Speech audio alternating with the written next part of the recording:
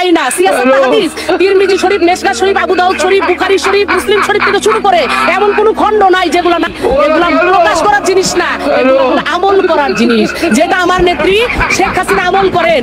মানে স্পিকার, আমার নেত্রী সকালবেলা উঠে ভোরে আজান শুনে পড়ে নামাজ পড়ে এদেশের তার কাজ শুরু করেন। নেত্রীরা কি করতেন এটা সারা বাংলার মানুষ জানে। কয়টায় ঘুম থেকে উঠতেন এটাও বাংলার মানুষ জানে। এই চাপাবাজি এখানে করেন না আপনারা, আপনাদের কাছে মনে করে তখন অনুসারীরা মনে করে মাশাআল্লাহ এইটা আমাদের নেতা নেত্রীরা ভালোই তো কোরআন জানে, কিন্তু হাইকোর্ট দেখাইছে তা ঠিক পায় নাই।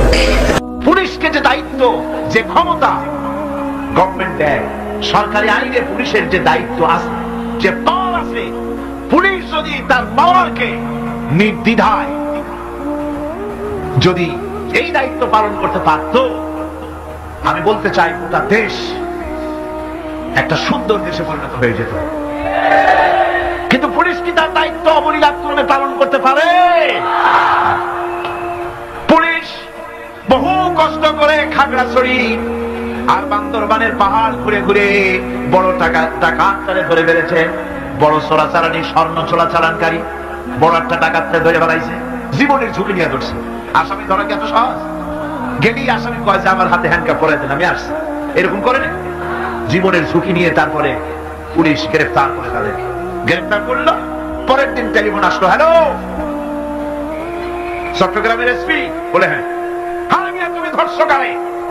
আরে ধরছি তো বল, তুমি আরে কেন ধরলা? কয় স্যার অস্ত্র শুদ্ধা ধরছি। তাতে কি হয়েছে? আমার পার্টির লোক অস্ত্র শুদ্ধা ছাড়িয়ে দিবি যদি চাকরি করতে চান। নবীজি মক্কা থেকে মদিনা এলেন, মদিনা এসে রাষ্ট্রপ্রধানের দায়িত্ব পালন করলেন। আজ তিনি রাষ্ট্রপ্রধান, কোরআন হলো সংবিধান, কোরআনের আইন চালু করে দিলেন। চুরি বন্ধ হলো, ডাকাতি বন্ধ হলো, জেনা ব্যভিচার বন্ধ হয়ে গেল, মানুষ দরজা খুলে ঘুমাবার সুযোগ পেল। সুবহানাল্লাহ, সুবহানাল্লাহ। নবী করিম সাল্লাল্লাহু আলাইহি ওয়াসাল্লাম একটি সুন্দর সুখী সমাজ পৃথিবীতে চালু করে গেলেন। আজ আমাদের ভাগ্য যদি খুলতে হয়, রাসূলের অনুসরণ করি আমাদেরকে রাষ্ট্র পরিচালনা করতে হবে। শুধু তাই নয়, হ্যাঁ বললে হালাল হয়ে যায়, না বললে হারাম হয়ে যায়, আঙ্গুল উঁচু করলে চাঁদ দুই টুকরা হয়ে যায়, পাও যদি উঁচা করেন আল্লাহর আরশে চলে যান। কোন ব্যাপারে যদি আল্লাহর কাছে কিছু বলার দরকার হয়, হাত উঠানো লাগে না, মুখ খোলা লাগে না, মনে মনে ইরাদা হতে দেরি আছে, মঞ্জুর হতে দেরি নাই। এই জন্য ইব্রাহিম আলাইহিস সালাম হচ্ছেন খলিল, আর মুহাম্মদ সাল্লাল্লাহু আলাইহি সাল্লাম হচ্ছেন হাবিব। একজন খলিলুল্লাহ, আরেকজনে হাবিবুল্লাহ। খলিল আর হাবিব পার্থক্য কি? খলিল মানেও বন্ধু, হাবিব মানেও বন্ধু। তাহলে শব্দ দুইটা কেন? দুটো শব্দ এই জন্য, খলিল বলা হয় ওই ব্যক্তিকে, খলিল বলা হয় ওই ব্যক্তিকে যিনি তার বন্ধু, যিনি তার জন্য না পারেন এমন কিছু নাই, সব পারেন। যেমন খলিলের বন্ধু হচ্ছে আল্লাহ। খলিলের বন্ধু কে? আল্লাহ। ওই আল্লাহর জন্য ইব্রাহিম আলাইহিস সালাম আগুনে পড়তে পারেন। ওই আল্লাহকে খুশি করার জন্য বউ বাচ্চা মরুভূমিতে ফালাই দিয়ে আসতে পারেন। ওই আল্লাহকে খুশি করার জন্য নিজের কলিজার টুকরা সন্তানের জবাব করতে পারেন। এর নাম কি? খলিল। আর হাবিব কি? হাবিবের উল্টা। হাবিব এটার উল্টা। এখানে হাবিব হচ্ছেন মুহাম্মদ সাল্লাল্লাহু আলাইহি ওয়াসাল্লাম, আর তার অপর যিনি তাকে ভালোবাসেন, হাবিব বলে ডেকেছেন, তিনি হচ্ছেন আল্লাহ। এখানে খলিল আল্লাহর জন্য না পারে এমন কিছু নাই, আর এখানে হাবিব মুহাম্মদ সাল্লাল্লাহু আলাইহি ওয়াসাল্লামের জন্য না পারে, আল্লাহর জন্য এমন কিছু নাই, সব করবেন, যা চাইবেন তাই করবেন। সুবহানাল্লাহ। দেশের শ্রেষ্ঠ সন্তান হচ্ছে আলেম ওলামা, পীর বুজুর্গ, বলেন সুবহানাল্লাহ। দেশের শ্রেষ্ঠ সন্তান পীর মাশায়েখ আলেম ওলামাদের বিরুদ্ধে কোন জায়গায় কোন দুর্ঘটনা ঘটলেই তাদেরকেই দায়ী করা হয়। হরকুতুল জিহাদ, লাদেন বাহিনী, তালেবান নাম করে আলেমদেরকে গ্রেফতার করে এই সরকার পুলিশ দিয়ে নির্যাতন করেছে সরকার। একথা সর্বজনবিদিত যে সন্ত্রাস এবং হত্যা ধর্ষণের 90% অনুষ্ঠিত হয় কলেজ বিশ্ববিদ্যালয় পড়ুয়াদের মধ্য থেকে। আর চরিত্র সৃষ্টির শ্রেষ্ঠ কারখানা মাদ্রাসাগুলি এই সরকার একটা একটা করে বন্ধ করার পরিকল্পনা গ্রহণ করেছে। মাদ্রাসা শিক্ষাকে সংকুচিত করে ফেলছে। ডুবাই দিছি তারে, জুলুম করেছিল নমরুদ। মারার জন্য কোন জেনারেল লাগাই নাই, একটা খোড়া কর্নেল দিয়ে শেষ করে দিছি। একটা ঠ্যাং ভাঙ্গা মশাই শেষ করছে না? একটা ঠ্যাং ভাঙ্গা মশাই শেষ করে দিল। তাদের প্রেতাত্মা যারাই দুনিয়ায় যেই মঞ্চে আসলো আল্লাহ বিদায় করে দিলেন। কিন্তু এমনই দুর্দশা আছে যায় লঙ্কা, সে আর মানুষ হারে ফেরে না।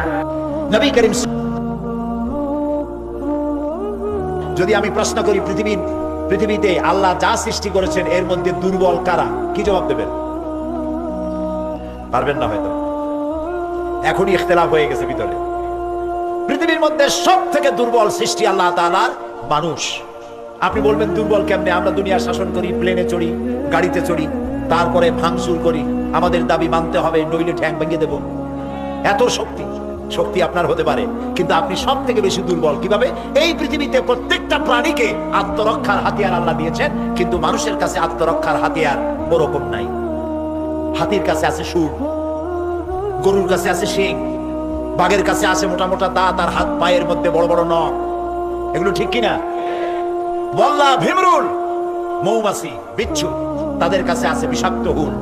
প্রত্যেকটি প্রাণী, লক্ষ্য করবেন, প্রত্যেকটি প্রাণীর কাছে আত্মরক্ষার হাতিয়ার আছে না নাই? বলেন, কেবলমাত্র কার কাছে নাই? আমাদের কাছে নাই। আমাদের কাছে, আমরা যদি মোকাবেলা করতে চাই সাপের, বাঘের, শত্রুর, তাহলে লাঠির আশ্রয় নিতে হবে, নইলে বন্দুকের আশ্রয় নিতে হবে। আমার বডিতে, আপনার বডিতে এমন কিছু নাই যা দিয়া বাঘের সাথে, সাপের সাথে লড়াই করতে পারেন, ঠিক কিনা? পারবেন করতে? কুকুরে যদি আপনারে কামড়ায়, এত তো আপনি বড় নেতা, খুব মাতবাড়ি করেন, বহু রকমের সমস্যার সমাধান করার জন্য এগিয়ে আসতেছেন। কুত্তায় কামড়াইলো আপনি কি কুত্তারে কামড়াই দিতে পারবেন? পাল্টা একটা কামড় দিতে পারবেন? এই জন্য কবি বলেছেন, কুকুরের কাজ কুকুরে করেছে, কামড় দিয়েছে পায়। তাই বলে কি কুকুরে কামড়ানো মানুষের শোভা পায়? শোভা পায় না, এই জন্য যে কামড়াইতে পারবে না। তো ওর চামড়ার মধ্যেই তো আপনার দাঁত ঢুকবে না, ওরে এক কামড় দিতে গিয়ে আরো 6 কামড় আপনি খাবেন। তাহলে দেখা গেল মানুষ এদিক থেকে দুর্বল, ঠিক না? এটা সবার চাইতে কে ভালো বোঝেন? তাই কর আল্লাহ। বলেন আল্লাহ। মানুষ আত্মরক্ষার হাতিয়ার হিসাবে কিছু পায় নাই, এমনকি সে চোখ দিয়া কিছু দেখতেও পারে না আলোর সাহায্য ছাড়া। আলো না থাকলে অন্ধকারে কিছুই সে দেখতে পায় না, নিজের শরীরও দেখে না। এই জন্য রব্বুল আলামিন এমন একটি হাতিয়ার মানুষকে দিয়ে দিয়েছেন, সেই হাতিয়ারের সামনে তামাম দুনিয়া কাবু হয়ে গেছে। নাম কি সেই হাতিয়ারের? জ্ঞান। হাতিয়ারের নাম জ্ঞান। এই জ্ঞান দিয়ে হাতি, ভল্লুক, বাঘ, সিংহ ধরে তারপরে খেলা দেখাইয়া এরপরে পেট ভরে খায়। এই জ্ঞান দিয়ে পাখিকে পিছনে ফেলে রকেটে চড়ে দুনিয়ার এক প্রান্ত থেকে আর এক প্রান্তে চলে যায়। আপনি যদি কালেমার জিকির করতে থাকেন, লা ইলাহা ইল্লাল্লাহ, লা ইলাহা ইল্লাল্লাহ, লা ইলাহা ইল্লাল্লাহ, লা ইলাহা ইল্লাল্লাহ, 2-1 ঘন্টা, 2-4 ঘন্টা, দেখবেন অফিসাররা এসে বলবে, না জানি কোন খাজা বাবা আসছে, আসেন আসেন, নিয়ে খাইতে দেবে, হাদিয়া দেবে। যেহেতু যিনি পড়তেছেন উনি বোঝেন না কি বলতেছেন, আর যারা দাওয়াত দিয়ে নিয়ে গেল ওরা টের পায় নাই যে কি শুনে দাওয়াত দিতেছে। কিন্তু আপনি যদি বঙ্গভবন, গণভবন, সেক্রেটারিয়েট আর পার্লামেন্ট এর ভিতরে ঢুকে যদি বলেন, কোন মানুষের তৈরি করা আইন মানি না, কোন সরকারের সার্বভৌমত্ব স্বীকার করি না, কারো বিধান মানি না, কারো তৈরি করা আইনের সামনে মাথা নত করি না, আল্লাহ ছাড়া কারো বিধান মানি না, হাদিয়া আসবে, খাইতে দেবে, পকেটে টাকা দেবে। একটি আকীদা পরিষ্কার করে নিয়ে যান আপনাদের। সে আকীদাটা এভাবে পরিষ্কার করুন, কোন পীর সাহেব, কোন খাজা বাবা, কোন মাওলানা, কোন মুহাদ্দিস, কোন বুজুর্গ আপনাকে সুপারিশ করতে পারবে না, যদি না আল্লাহ পাক তাকে কথা বলার তৌফিক না দেন। মনে থাকবে এটা। আয়াতুল কুরসির ভিতরে আমরা পড়ি, মান যাল্লাযী ইয়াশফাউ ইনদাহু ইল্লা বিইযনিহি। আল্লাহ পাক বলেছেন, কিয়ামতের দিন আল্লাহর দরবারে কার সাহস আছে কথা বলতে পারে? মান যাল্লাযী ইয়াশফাউ ইনদাহু ইল্লা বিইযনিহি। আল্লাহর অর্ডার ছাড়া, হুকুম ছাড়া আল্লাহর সামনে কথা বলার সেদিন কেউ থাকবে না। সুবহানাল্লাহ।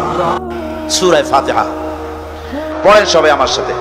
আউযু বিল্লাহি মিনাশ শাইতানির রাজীম। বিসমিল্লাহির রাহমানির রাহিম। আলহামদুলিল্লাহি রাব্বিল আলামিন। আর-রাহমানির রাহিম।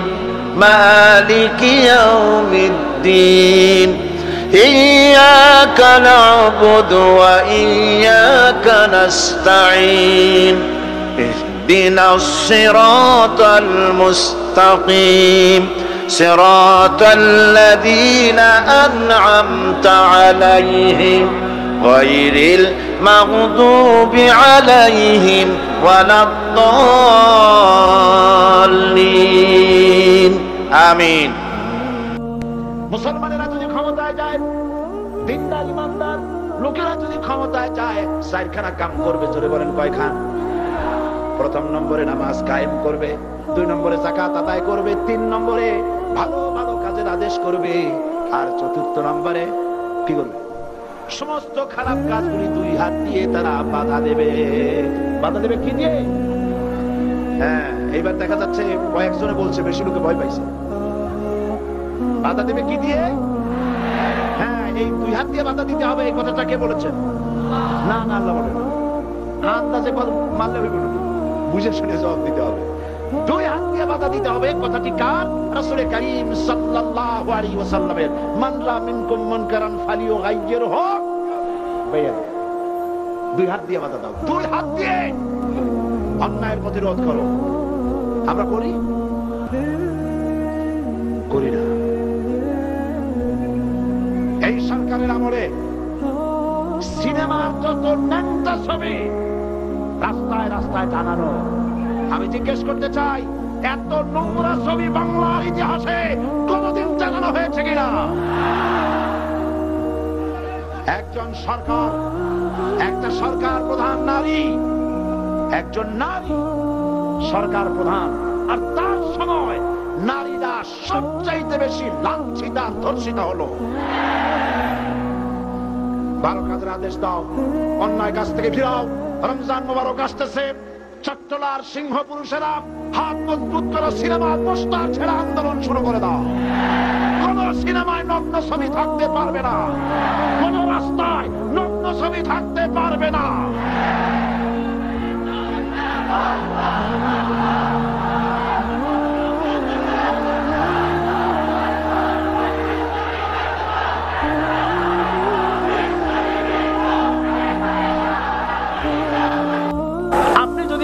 কালেমার জিকির করতে থাকেন, লা ইলাহা ইল্লাল্লাহ, লা ইলাহা ইল্লাল্লাহ, লা ইলাহা ইল্লাল্লাহ, লা ইলাহা ইল্লাল্লাহ।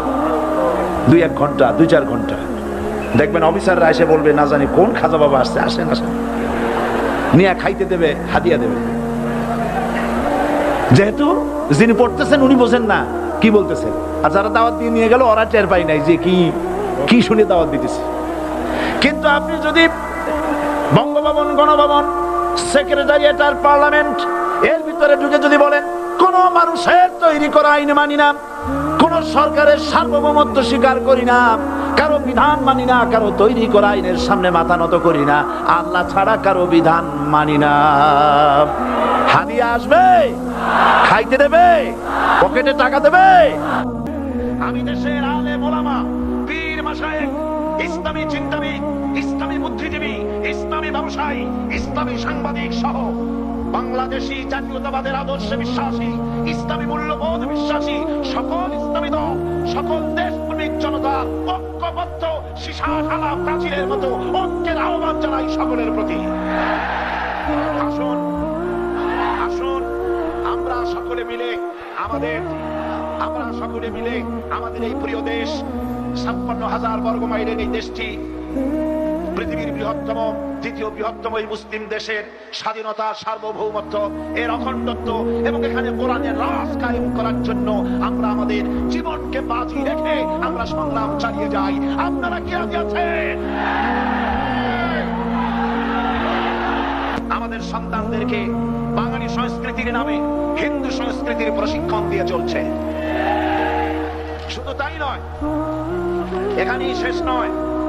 বসন্ত উৎসব, বিশ্ব ভালোবাসা দিবস, বর্ষবরণ ইত্যাদির নামে মেয়েদের হাতে রাখি বন্ধন করিয়ে, উলুধ্বনি দিয়ে, করতাল, খোল, মন্দিরা এবং পূজার বাদ্য বাজিয়ে, মেয়েদের কপালে সিঁদুর পরিয়ে, যুবকদের ধুতি পরিয়ে তথাকথিত কবি সাহিত্যিকরা যা শুরু করেছেন তা অবশ্যই হিন্দু সংস্কৃতি।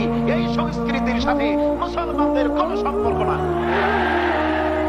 দেশের সকল মুসলমান মাতা পিতা তথা অভিভাবক বৃন্দ, আমি আপনাদের খেদমতে আওয়াজ পেশ করছি।